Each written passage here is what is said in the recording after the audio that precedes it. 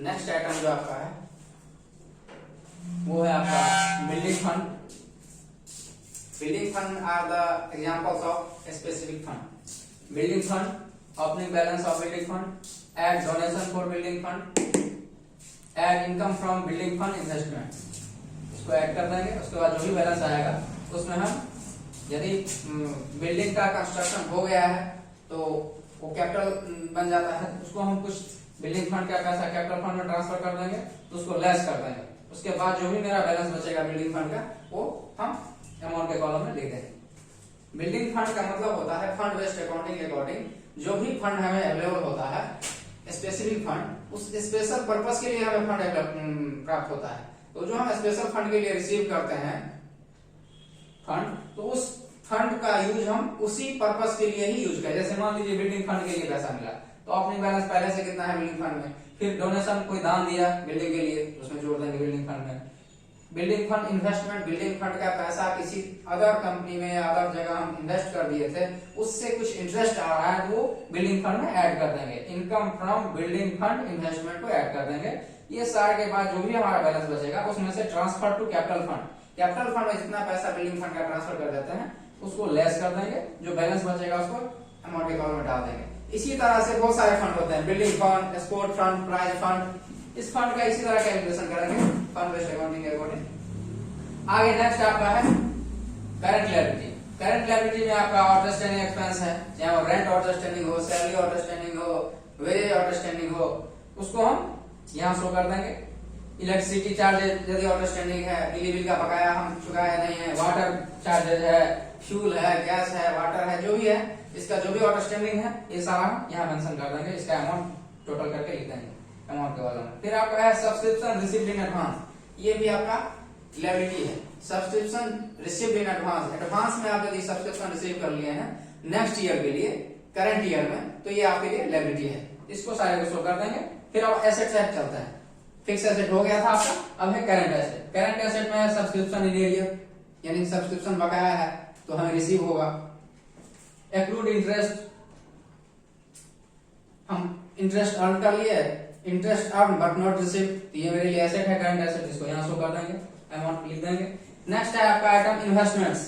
Investment, अब किस type का investment, building fund investment, sport fund investment, prize fund investment, किसी भी तरह का हो सकता है, वो इन्वेस्टमेंट में आ जाएगा तो मेरा एसेट है। फिर आगे है आपका प्रीपेड एक्सपेंस। प्रीपेड एक्सपेंस में मान लीजिए इंश्योरेंस प्रीमियम का हम प्रीपेड कर दिए हैं तो ये हम लिख लेंगे मेरे लिए एसेट है, current asset, insurance premium.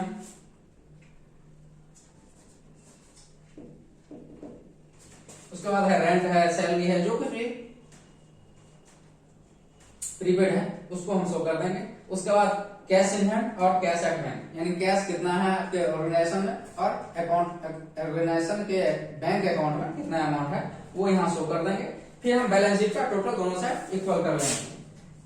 Liability side कितना आया, एसेट साइड कितना आया, दोनों साइड यदि इक्वल है तो हमारा बैलेंस शीट सही कंप्लीट है। इस तरह से बैलेंस शीट बनाया जाता है नॉट फॉर प्रॉफिट ऑर्गेनाइजेशन का। अगले नेक्स्ट टॉपिक आपका है fund based accounting. Fund based accounting में आपको बता दें, इसी बैलेंस शीट में शो कर देते हैं कि फंड बेस्ड अकाउंटिंग जो होता है कि जो भी फंड मींस अमाउंट रिसीव्ड और set aside by the not for profit organisation to be used for the specific purpose, किसी भी स्पेसिफिक पर्पस के लिए नॉट फॉर प्रॉफिट ऑर्गेनाइजेशन के द्वारा जो फंड रिसीव किया जाता है तो उसी स्पेशल पर्पस के लिए ही उस फंड का यूज किया जाता है। फंड बेस्ड अकाउंटिंग का यही आपको समझा देते हैं। जैसे बिल्डिंग फंड हम एग्जांपल के तौर पर लेते हैं, तो बिल्डिंग फंड क्या है, तो बिल्डिंग बनाने के लिए हमें फंड अवेलेबल हो रहा है, तो बिल्डिंग बनाने के लिए जो भी फंड अवेलेबल होगा तो उसका पहले से भी बैलेंस होगा, तो उसको लिखेंगे पहले ओपनिंग बैलेंस कितना है, उसके बाद फिर ओपनिंग बैलेंस कितना है वो देख लेंगे। एड डोनेशन फॉर बिल्डिंग, अब बिल्डिंग फंड के लिए ही यदि डोनेशन दान या चंदा मिला, आपको सब्सक्रिप्शन मिला या डोनेशन मिला, चैरिटी मिला, तो उसको हम ऐड कर देंगे।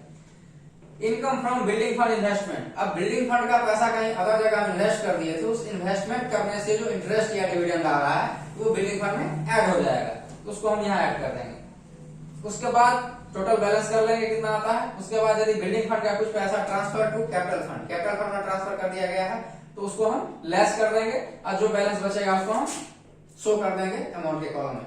कभी कभी ऐसा भी कंडीशन आता है कि जो भी फंड है, मान लेते हैं कि बिल्डिंग फंड के लिए आपको जो है सो 5 लाख का है और बिल्डिंग आपने बना दिया 6 लाख का, तो 1 लाख रुपए जो होगा वो हम इनकम एक्सपेंडिचर अकाउंट में ट्रांसफर कर देंगे। बिल्डिंग फंड को हम बैलेंस शीट में लायबिलिटी साइड में शो यहाँ नहीं करेंगे। यदि मेरे पास बिल्डिंग फंड के लिए अवेलेबल अमाउंट है 5 लाख और बिल्डिंग का कंस्ट्रक्शन हो गया 6 लाख का, तो 1 लाख एक्स्ट्रा खर्चा हो गया। तो जब 1 लाख एक्स्ट्रा खर्चा होगा तो एक्स्ट्रा एक्सपेंस को हम इनकम एक्सपेंडिचर अकाउंट के डेबिट साइड में, एक्सपेंस वाले साइड में, डेबिट साइड में हम डाल देंगे, बैलेंस शीट में नहीं शो करेंगे। पहला कंडीशन था कि फंड बच गया तो लायबिलिटी साइड में शो कर देते हैं, क्योंकि एनपीओ के लिए लायबिलिटी होता है, क्योंकि वो फंड हमें मिला है किसी स्पेशल पर्पस के लिए और हम उस फंड का फुली यूटिलाइजेशन नहीं किए हैं, बैलेंस बचा हुआ है, उस बैलेंस को हम लायबिलिटी साइड में शो करेंगे, मेरे लिए लायबिलिटी है, कल को फिर बनाना है।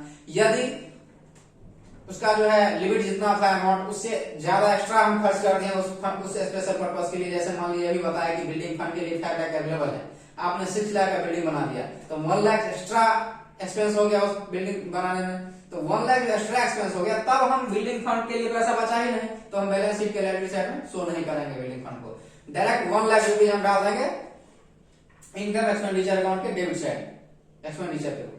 बस इसी तरीके से फंड बेस्ड अकाउंट जो भी बनेगा, एक एग्जांपल हुआ बिल्डिंग फंड का, इसी तरह बहुत सारे फंड होते हैं, प्राइज फंड होगा, बहुत सारा फंड होता है। जिस फंड के जो हम क्वेश्चन इलस्ट्रेशन बनाएंगे उसमें हम देखेंगे, जो भी फंड आएगा बस इसी तरीके से हमें बनाना है। अब कैपिटल फंड, एनपीओ में कैपिटल फंड दिया नहीं रहता है, कैपिटल फंड निकालने के लिए हमें ओपनिंग बैलेंस शीट बनाना होता है। तो ओपनिंग बैलेंस शीट बनाने के लिए हम क्या करते हैं, फॉर्मेट तो बैलेंस शीट कैसे रहेगा, बस थोड़ा सा इसमें चेंज हो जाएगा। जैसे मान लीजिए 31 मार्च 2021 लिखे हैं, तो यहाँ जो है सो यहाँ 31 मार्च 2021 नहीं लिखकर यहाँ जो है सो हम लिख देंगे 1 अप्रैल 2020, ऑन अप्रैल 1 2020। इस तरीके से इसमें हम करेंगे कि ओपनिंग बैलेंस शीट बनाने के लिए ओपनिंग बैलेंस जो भी होगा आउटस्टैंडिंग का, ओपनिंग आउटस्टैंडिंग होगा वो लेंगे, आउटस्टैंडिंग ओपनिंग जो भी बैलेंस होगा एसेट का, लायबिलिटी का, वो सारे ओपनिंग बैलेंस लिख लेंगे हम, एसेट का, लायबिलिटी का, और एसेट्स में से लायबिलिटी को लेस कर देंगे तो हमारा कैपिटल फंड का पता चल जाएगा। इस तरीके से हम कैपिटल फंड बना लेंगे।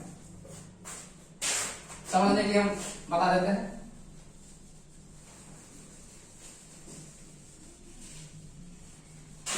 जब हम लॉन्ग क्वेश्चन बनाएंगे तो हमें जो है सो इसी की जरूरत पड़ेगी। पहले हमें अपनी बैलेंस शीट बनाना होगा। यदि कंबाइंड क्वेश्चन हम बनाएंगे तो हमें अपनी बैलेंस शीट बनाना होगा और उसके बाद हमें कैपिटल फंड का पता चलेगा, उसके अकॉर्डिंग फिर हम क्वेश्चन को कंप्लीट करेंगे।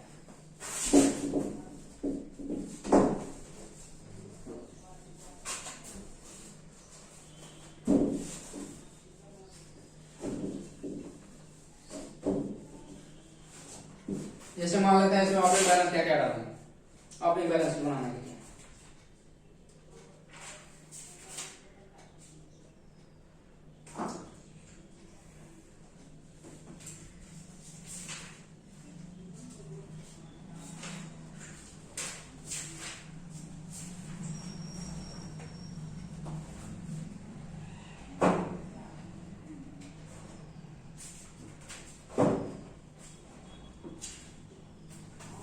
तो लायबिलिटी क्या है, हम ओपनिंग लायबिलिटी जो भी होगा वो यहाँ शो कर देंगे और यहाँ ओपनिंग एसेट, एसेट्स में भी देख लेंगे जो भी होगा, बिल्डिंग है,